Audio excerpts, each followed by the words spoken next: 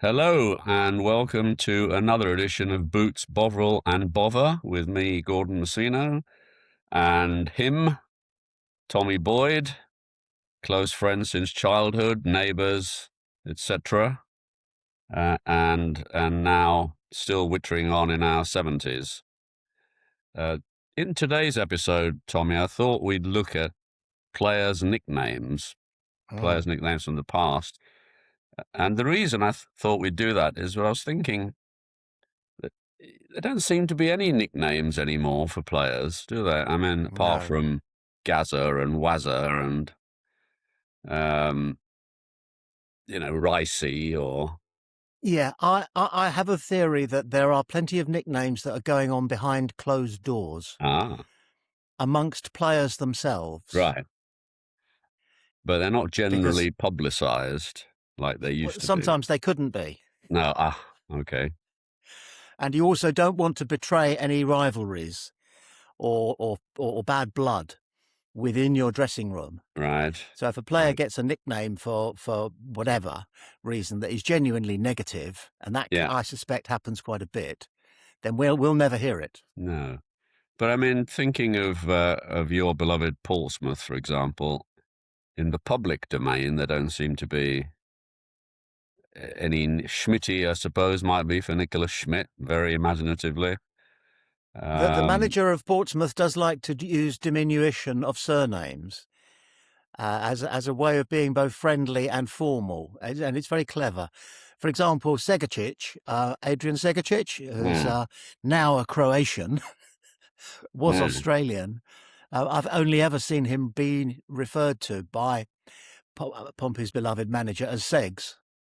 Yes, but that's still not exactly an imaginative nickname. So I'll kick off the era of imaginative nicknames with one my very good friend, probably my closest friend apart from school friends, Jim Banfi from university, who's a Liverpool and Tranmere fan.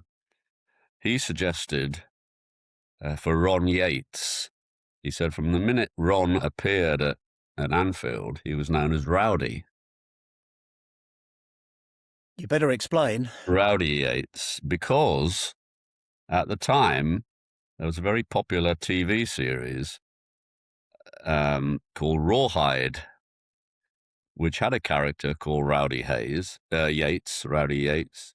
played by none other than Clint Eastwood, a very young Clint Eastwood. Slightly before my time. I don't really remember Rawhide, but I'll take Jim's word for it that Ron Yates was forever known as Rowdy. Yes, Rowdy Yates was the number 2 on the cattle drive. And the boss of the cattle drive was played by an actor called Gil Favor, who like every other normal male of the era, wasn't as good looking as Clint Eastwood, who was also 6'4".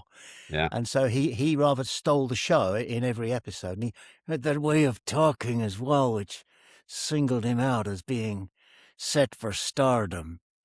And so I think what I'm saying is Ron Yates would have been immensely made up to know that he was being compared to Rowdy Yates. Yes.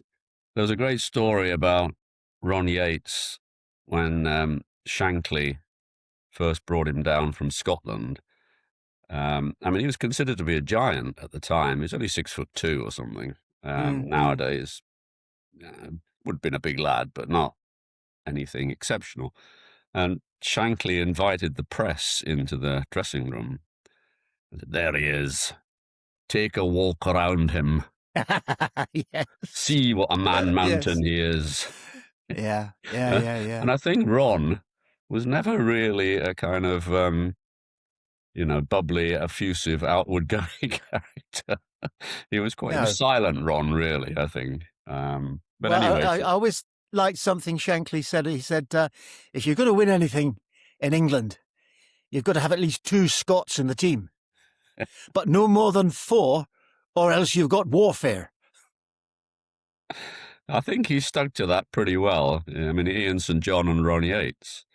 Hmm. And I think the goalkeeper, was he not Scottish?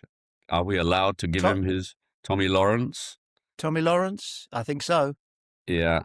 I mean, known at the time, probably wouldn't fly now, as it were, the flying pig. Was Because, he? Have you seen the a real favourite on YouTube, which is a BBC football reporter going up to members of the public outside, I don't know whether it's Anfield or Goodison, and asking them if they remembered the great derby between Liverpool and Everton when a huge screen was erected at the away ground so that fans could get in and watch it. And he was asking older football fans if they remembered it. And he approaches this bloke who just goes, "Yeah, I remember that. I played." was And the that reporter goes, "I'm sorry, can you remind me of your name?" It's Tommy Lawrence. "It was a good game. We won 1-0. No, we lost 1-0. Alan Ball scored theirs." amazing? Amazing. It's a great bit. It's a great little clip. I hope Yes, I I got it think I right. have seen something like that. Yes, But the flying pig. You see, yeah, again, that would so you couldn't put that into print. You couldn't even put that up on the internet, I don't think, except unless you're being objective like us and reporting. But to put, Tommy the Flying Pig Lawrence in black and white, yeah. I mean, he they'd be was quite hefty, he let's was say. hefty. You're right. You're right. And the other Shank story about him is there he is, Tommy Lawrence, a goalkeeper with a great future behind him. Yes, good And line. sure enough, a young lad called Ray Clements came into the team very, very quickly after that, and Yes, yes. Tommy was kind of sidelined. But he won the Talk, d- cups d- and the leagues. Talking of goalkeepers and nicknames, I don't want Uh, to interrupt your flow, but you've seen Lev Yashin in the flesh, if I remember I rightly. have Did you see seen the Portugal? the Black Panther. Yes, That was one of his nicknames, wasn't it? Because he always wore black. yes. I saw him in the flesh against Portugal in the third place final, 1966. I've only ever seen pictures. He looks like a big lad himself. He was, but again, he was probably only about 6'2", 6'3", compared to some of these Hmm. guys now. You Yeah. say it was one of his nicknames. Did he have others? I think I've probably got this wrong and confused him with somebody else, but I think I have seen him referred to as the octopus for obvious Mm, reasons. It's a good one for a good goalkeeper, isn't it? yeah, Because the implication that they can stop anything anywhere with one of their 8 arms. It's not very flattering, though. You wouldn't want to no. be compared to an octopus for any other reason. Well, I had a whole team of nicknames. I had Lev as a reserve because um, my goalkeeper was John Burridge, who was, of course, Budgie. Not the first person to be called Budgie, because Johnny Byrne was also Budgie. Mm. Uh, and the reason those two were called Budgie was because they just never, ever stopped chattering. And Really? I was yeah, going to ask. I'm yeah, glad you filled that one in because Budgie Byrne was transferred from West Ham to Fulham, right. and he was in their opening game of the season. And I just started this project because I fancied sports journalism at the time. I bought a little exercise book, and every night when I got home from a Fulham match, I was going to write it up. And I was also going to do little diagrams of the ball, how it was passed from so and so to Wow. so and so. Yeah, I only did it once and I got bored with it. But it was a game. It was a game in which Budgie Burns scored a goal. And so I can still tell you what that goal looked like to be standing at the Hammersmith end with him popping it in, but also what it looks like on paper, because he picked the ball up after a sort of 1-2 on the edge of the area, the right edge as we looked down on it. So it was the left side of the penalty area as far as he was concerned. And I do remember how he thumped the ball into the far post along the deck. And I remember thinking, we've got a professional here. Yeah, But for all those gone, he narrowly missed out on the World Cup squad in did '66. he? Yeah. He was also the first, and I think there's been one other since, the first player to be picked for England whilst playing in the third level of English football, which we used to call Division 3, is now called League One. I He know. was playing for Crystal Palace. Do you Uh, know if he was in the West Ham side that won the Cup Winners' Cup in, I think it was 67? I No, was think, it? no, 65. 65. Yes, he I would have been, wouldn't he? think, I think, I may be wrong. He was certainly in the team in 64 that won the FA Cup, but I think in 65 he may have been injured or sold. And I say this because the bloke who scored 2 goals was Alan Seeley, who Yeah, well played up done. front. So I don't know. It's something you'd have to look up with Budgie Byrne. Um, And the team that West Ham beat were German, West German then, yes. I think. And they had a goalkeeper with a poor nickname, actually. I think because his name was unpronounceable, everybody called him the Radish. And he had a very eccentric big cap, like an Australian cricketer's cap, All baggy, right. big. I think he wore black as well, and his cap was tan or something. It was a real affectation, and he was very showy. He wouldn't, if he took a catch, he would make it look flamboyant, and he It's stood not out. TSV Munich, it was. Munich PSV 1860. Munich. I But I think you're don't know who right. the keeper was. No, it just sticks in your mind because keepers can stick in your mind because they are singular. Yeah. Just as on a field of cricket, the wicket keeper is singular. I've often wondered why wicket keepers didn't turn into goalkeepers or vice versa, because there are obvious similarities between the two functions. And Well, footballers who played funnily enough, of course, in that West Ham team, 64 and 65, the goalkeeper was Jim Standen, Jim Standen, who also in who 64 won a county cricket winners medal he did, with Worcestershire. who But with Worcestershire. I don't think he Yeah, was a keeper. I think he was a sort of dibbly-dobbly I think he did a bit of both. paceman type And thing. whilst we're detouring on that, I understand that Paul Scholes could very easily have been a professional cricketer. Oh, I hadn't heard that. I heard that, but that Phil Neville certainly could. I Paul don't know about. Scholes is supposed to have gone through the card bowling All right. in a club match. Alex Ferguson found out that he'd been playing in this club match and gave him a rollicking because he didn't want players risking themselves doing anything, not even getting a jar of mayonnaise down from the top of the larder. So that was the end of any aspirations that Scholes might have had. But apparently it doesn't surprise me in the least, because lots No. of boys and possibly girls at school who were good at one sport were good at all of them. Yeah. Yeah. That is a kind of sad reflection on these nicknames, because Scholes, of course, was very cleverly known as Scholesy. Scholesy. You know.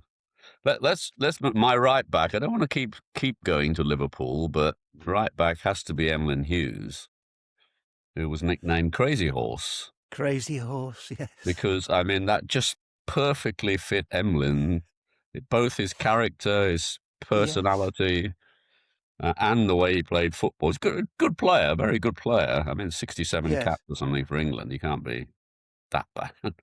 But he was so exuberant and bubbly, and I'm not And sure he he was was. awkward. I thought he was a bit awkward on the pitch as well. He didn't have a fluidity about No, his no. game. And so I would caveat Crazy Horse with newborn Crazy Horse. Newborn Crazy Horse, or maybe even Sitting Bull. If we're Yeah. going into we're going into people who slaughtered Custer. Yeah. But Emlyn was very good, and of course his most famous line came nowhere near the football pitch, did it? It came on A Question of Sport Go on.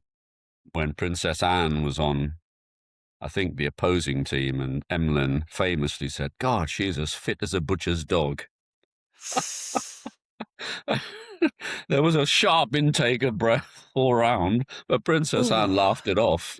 She laughed it off, and uh, again, that sums up Emlyn, really. I mean, he'd say anything like that. So right, I'm moving on.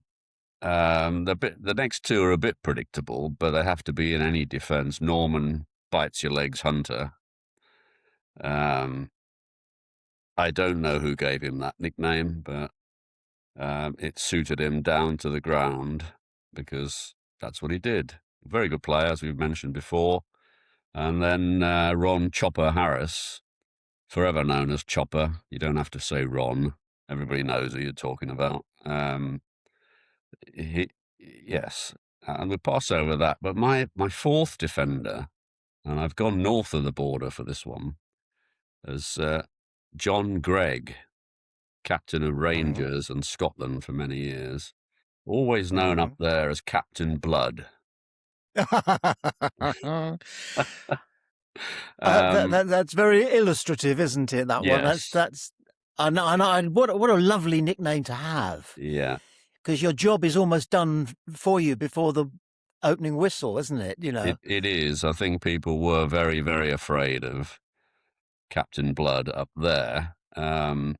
And he played up to it. I think I don't think I ever saw him smile, or he was always incredibly stern-faced on the pitch, even when Rangers had won whatever they usually won. Um, so Celtic had King Billy McNeil. Not really. I mean, king. Everybody's a king. There's only one king, and that's Law. But yeah, so Captain Blood going north of the border. I'm sure the Jinky Jim up there, Jimmy Johnston, jinking around. So I come back in my midfield. It's a cracking midfield, actually, even though I say so myself. Colin Bell, Nijinsky, not because of any resemblance to a famed ballet dancer of the early 20th century, but because of the great horse Nijinsky that won Yeah. the Triple Crown in 1970, last horse ever to win the Triple Crown in England. And Bell was a complete thoroughbred. I think that was the reason that he was called Nijinsky, and it suited his style perfectly. I mean, he used to glide over the pitch and unfairly slaughtered for coming on for Bobby Charlton in 1970 and, quotes, Mm. losing us the World Cup. No. What a terrific No, no, no. substitute to have. I mean, No, no, no. I remember at the time wondering what sort of a time he would have clocked for the 440. yes, I think he would have been very, very good at something like that. For sport, 44, 45, wouldn't he? He'd have, killer distance, yes. yeah, that was his distance, because I don't know if he had a good sprint on him, but he just kept going, and he had a good fluidity as well. Really good athlete. And I like the story that the City fans tried to get one of the ends at Main Road named after him. Yes.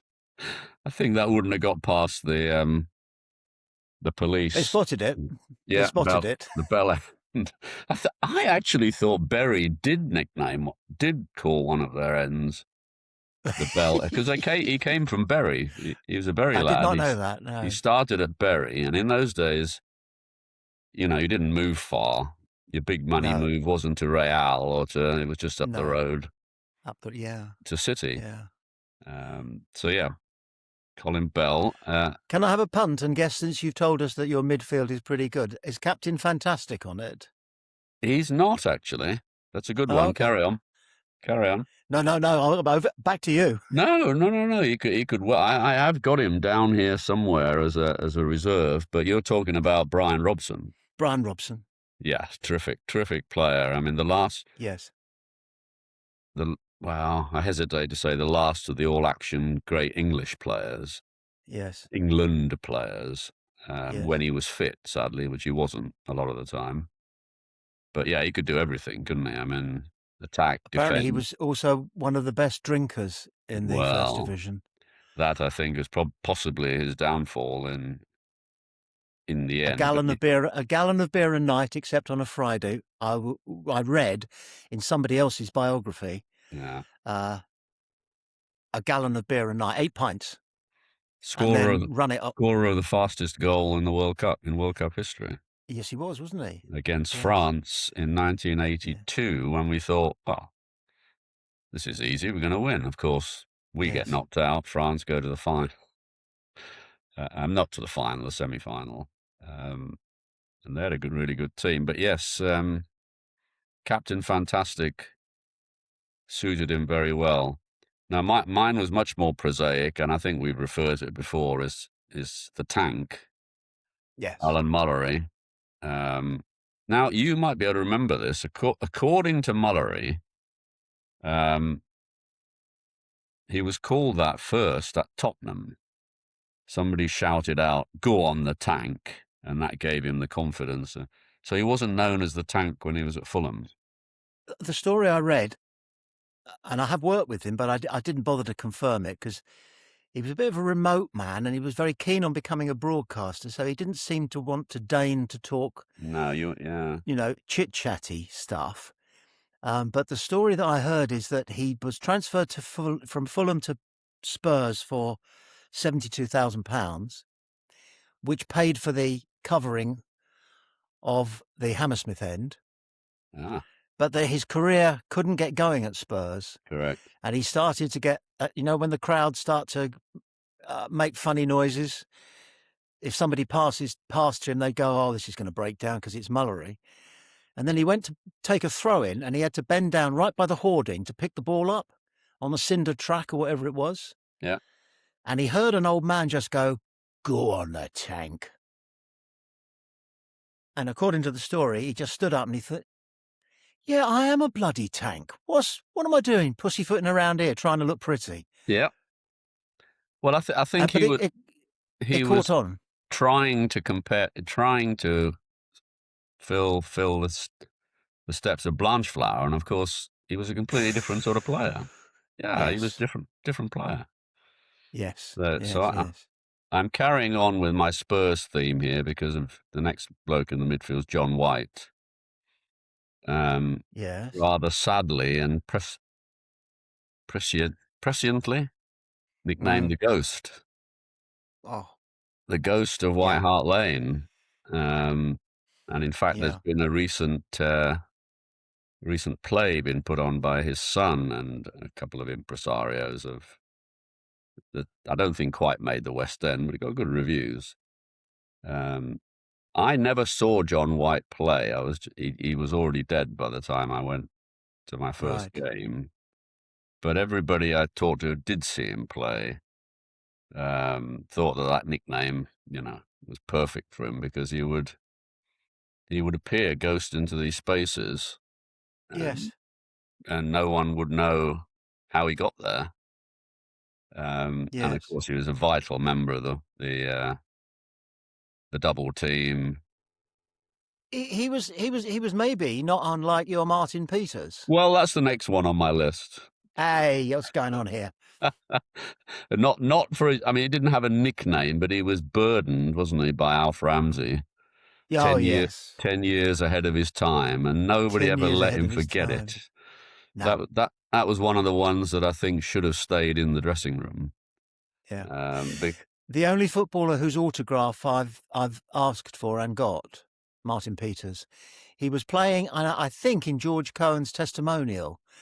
And I got there early and I saw this fella incongruous in a suit and collar and tie coming towards the ground. And I recognised straight away it was he. And I happened to have a diary with me, a Fulham diary, a pocket diary. yeah, And I didn't know why I was doing it. I felt compelled to do it. And I went towards him. I had a little pen and I went towards him and just said, "Can I have your autograph, please?" And he took the thing and he opened it and he wanted to put his signature on an entry where I ordered written something. So I had the temerity to say to him, "No, not there. Can you go forward to about May?" And he did. And then I got it home and I thought, now what do I do with it? yeah. I mean, Well, you were sensible. You got your autograph of Alan Clark on a programme and that makes sense. yeah. I did also collect autographs. Don't know what. Yeah, everybody did in that sort of autograph book thing, didn't they? And Yeah, the then autograph then book, you're yeah. right. You sort of went, well, now what? Yes, what do I Um, do with it? so yes, he was unfortunately. I mean, he's a World Cup winner, so there's no need to for Mm, him to justify anything. But mm, yes, mm. being called 10 To, years to, ahead of your time. But he was a very similar player to the old Spurs hands used to say, very similar to John White. And yes, they grudgingly probably said, well, he's probably a bit better because he could score goals, whereas yes, White tended to ghost into spaces and then lay it off Bobby yes. Smith or Les Allen. Or, Assists. yeah. So forwards, well, you can't let it go without Frank Worthington, can you? Elvis, amongst his many nicknames. He definitely had a different nickname in the various clinics that he had to visit during his playing career. Who was it? It was. Have we already discussed this before? But he was about to be signed by Liverpool. Stop me if we've done this. We haven't. We haven't. It was So let's about let's let, let's do it. Shanks was about to sign him from Leicester to Yes. Liverpool, and the trouble was he was a bit unfit. Yes. Even at the end of the season, when you think, okay, they should be, fairly lean and mean. So Shanks sent him off to Spain for to some sort of fitness farm to get himself really fit. And he came back a couple of weeks later and he was less fit than before. And the reason, according to people in the know, was that it was a different woman every night, sometimes more than It- one. yes. Um, and therefore his transfer to Liverpool collapsed. Shanks wasn't having it. It just occurs to me. We did a podcast. Do look it out if you're listening or watching for the first time on something called nominative determinism, Yes. and I think one of its cousins exists in the name of Frank Worthington, Oh, yes. a well-known northern brew, Yeah. which he no doubt knew how to guzzle. Yeah. But he apparently used to turn up at either at training or at events dressed as Elvis because he did Oh, fancy. really? Yes, he did Oh, good fancy for him. himself. He fancied himself as an Elvis impersonator. Yes. And he did have that sort of mullet, swept back Yeah, he did. He did. hairstyle that Elvis would have approved of, I think. But, You've reminded me of something here. Can I just chuck it in? oh, yeah. A friend I was at college with had a friend who ended up a professional footballer. Right. I won't say any more than that because I don't want to. I don't want to embarrass him. But he was a good-looking boy with a mane of rolling, flowing blonde hair, blue eyes, and a nice sort of babyish features of someone like Harry Styles. And there was a cartoon character, a hero, a big, muscular, good-looking guy in the Daily Mirror who's very famous called Garth. Yeah. And he tried to get himself nicknamed Garth. And nobody would have it. No, he would go around saying, "How do you do? I'm so-and-so. Everybody calls me Garth." It didn't happen. Anyway, back to your team. Yeah. And the other striker, I mean, we've talked about Johnny Byrne, but really Alan Clark, before mentioned, Yes. Sniffer Clark. I don't know where he got the nickname, whether he was at Walsall or Fulham or Leeds. That's a good point. I can't remember. I do remember being disappointed when the first time I saw him run out in a white shirt because I was distracted by his physique because he was a beanpole. He was, yeah. And I've always been a fan of strikers built like Andy Carroll, or Yeah. or Mick Jones. any of the or any of the Hateleys you care to mention. Yes. And I thought, no, this boy he's not going to be able to play football. He had that waddle. He had a nice waddle about him, nominative determinism again. But he scored goals. Yes, he did. He was a good, sniffed him out. Because he was part of a three brothers, wasn't he? At least three, maybe four. Yes, you're right. Wayne I Clark. don't think. Yeah, they didn't But scale the heights that no, they Alan didn't. did. They didn't go up as far as Frank, as far Frank, as Alan. But yeah, they were Alan. decent players. I remember Decent. one afternoon at Fulham playing West Ham. You know those moments in the second half when the crowd suddenly falls absolutely silent? And I heard, and I've only ever heard this once, I heard Alan Clark shout across to Les Barrett, who was Fulham's left winger, Yeah. with a very unusual voice. I expected the accent, and I'll do it. It came out like this: Les, when you get the ball, mate, don't bother to cross it. Just have a bash. And I thought, oh, is that the calibre of tactics that are discussed between players? So In what between was the players, first. probably. Yeah, but I just found it endearing. And he hadn't noticed that the crowd had gone quiet and that all 48,000 could hear him. Yeah. I think most of them could, because everybody looked at each other and went, did that happen? Anyway, that's Alan Clark, and I'm glad you've got him on the list. I've got Alan on the list. Now, there's a few other random ones.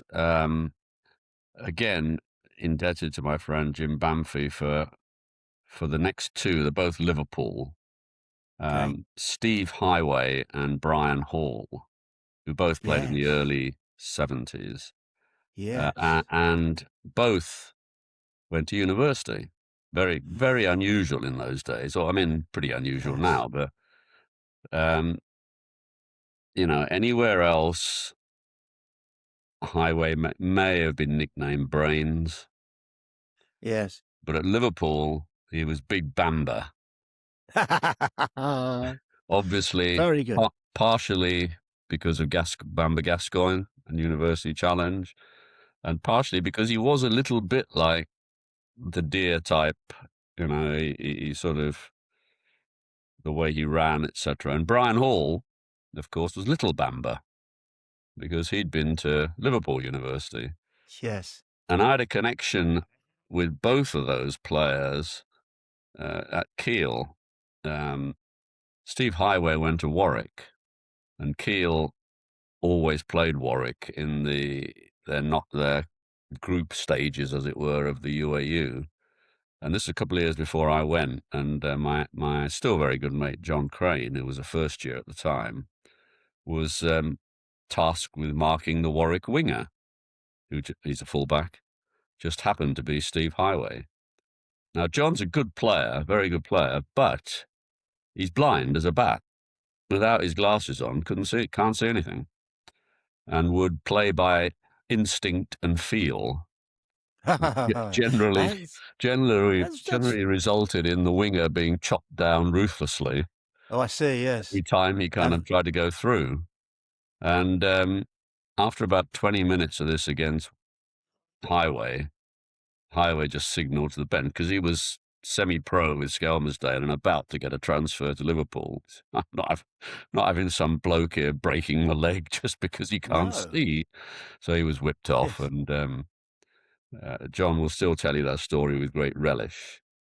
Good. It's a And good one. Brian Hall was at university with a guy called Paul Smith, who was a tutor at Kiel, taught Katie French, etc., and was generally one of the lads. Sort of, he was about 3 or 4 years older than us, but he used to play five-a-side football and stuff, and so he knew Brian Hall very well, and said, the difference between a reasonable university footballer and a pro, it's just, Yeah. I knew that as well from blows like Yeah. Mark Palios and so forth. But yeah, so Big and Little Bamba were, and then I come on to some that I'm not sure. Just to finish this off, I mean, they're the obvious ones: El Beetle for George Best, the King for Dennis Law, But there are some that weren't actual nicknames, but again, Scouse humour. Gary Sprake. Do you remember Gary Sprake played for Oh, of Leeds? course. Yes. And do you remember the famous incident when he was trying to throw the ball out?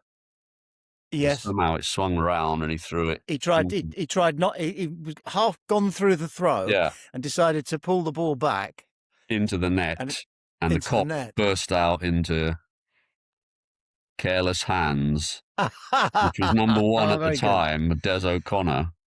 careless Yes. hands, and Yeah. Brake loved it. Actually, he used to dine out on that. Just made a mistake, and the cop immediately said that. And now here are a couple that I don't think, with the best will in the world, you're ever going to be allowed to use. So at West Bromwich Albion, Mhm. Cyril Regis, Brendan Batson, and Remy Moses were collectively known, if you remember, as the Three As Degrees. okay. I mean, they were Yes. the three black players in the team. The Yeah. Three Yeah. Degrees were Yeah. the famous Yeah. group that were around at the time. But Ron Atkinson named them the Three Degrees, and everybody sort of went Ron along. Atkinson, known for his purity of Yes, expression. yeah. Well, and the nickname he gave Remy Moses was even more evocative. Yes. He called Remy dog shit. I said, "What are you calling him dog shit for?" Well, he's all over the park. Oh, he rescued himself there, didn't he? Well, Sort of. rescued himself there, but Yeah. Yeah. so I've only got one more, but we need to close with it in a couple of minutes. What about you? Have you got any? Oh, Have you gone through them all? nothing as definitive as yours. Darren Sickno Anderton, Oh yes. Adam Webster, until recently a next door neighbour of mine, lethargic, Oh because he yeah. was on the bench one day as a youngster, and there was 10 minutes to go, and the Pompey manager, I think it was Kenny Jackett, said to him, "Adam, do you fancy a little, stretch your legs?" And Adam called back along the bench so that all the other pros heard him say, "I don't know, boss, I'm feeling a bit lethargic." Okay. Talk about walking into it. Yeah. Um, uh, Cesar Azpilicueta was Oh nicknamed gosh, Dave. Yes, Dave. nicknamed Dave because of a running gag in Only Fools and Horses where Trigger Oh thinks that yes. Rodney's name is Dave. Yeah. They called him Dave because none of them wanted to try to pronounce Cesar Azpilicueta. So the story Fair goes. enough. Fitz Hall, a Yes. QPR player, One his nickname size. was one size. Very good. How about this one? Kiki Musampa Blimey. was nicknamed Chris, as in Christmas hamper. Should I get Christmas that? hamper. Oh, Christmas Christmas hamper. hamper. Christmas hamper. And Oh, David Ngo, spell Ngog. David yeah. Ngo, he was nicknamed Wash. It's pretty good, isn't it? Yeah. I've got a couple that are outside football, but they're worth doing. One of my favourites was the rugby player Martin O'Fire, who was Chariots. nicknamed Chariots. Very good. I think this is my all-time favourite, and I have it from the horse's mouth, that a young Irish renegade rugby union player, I think either with Northampton or Leicester, whose name was Billy Twelvetrees. Oh yeah, fairly recent. That's his real name. Yeah. And the Irish contingent in his squad nicknamed him 36. 12 threes. Very good. Isn't that good? Yeah, I've got another Irish one, another rugby one from a good keel pal of mine, Gwyn Williams, who's a big rugby fan. John Eales, the cat was called Nobody because nobody's perfect. So it was a kind of backhanded compliment to a really good player. I was searching for that one in my mind. Nobody's perfect.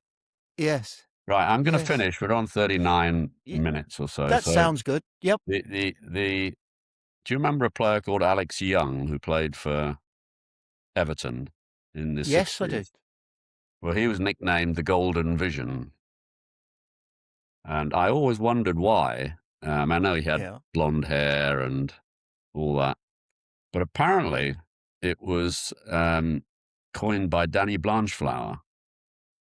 And I quote, "The view every Saturday that we have of a more perfect world, a world that has got a pattern and is finite. And that's Alex, the Golden Vision." So it was one very erudite man bestowing a Yes. great nickname on Yes. a very, very, very good Scottish player, um, Alex Young. And I think that I really wish we could have nicknames like that nowadays, you know. Yes. I With can't with think stories attached to them. with stories attached to them. Yeah. Yeah. Yeah. Yes. So with that, I think we've Hmm. had some fun. Just say to everybody that this episode will be not just on YouTube, but on Spotify and Apple.